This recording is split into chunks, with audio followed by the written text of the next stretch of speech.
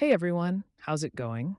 In this video, I'm going to show you how to trim and cut the video in Capcut PC. So without any further delay, let's get into it. I have already imported a video that we will use in this tutorial. Let's add the video to the timeline. You can zoom in on the video timeline by increasing this. I think it's a lot, let me adjust it. If you want to trim first, click on the video, then go to the end or start of the video, and hover your cursor on this white line, and you will see a change in icons.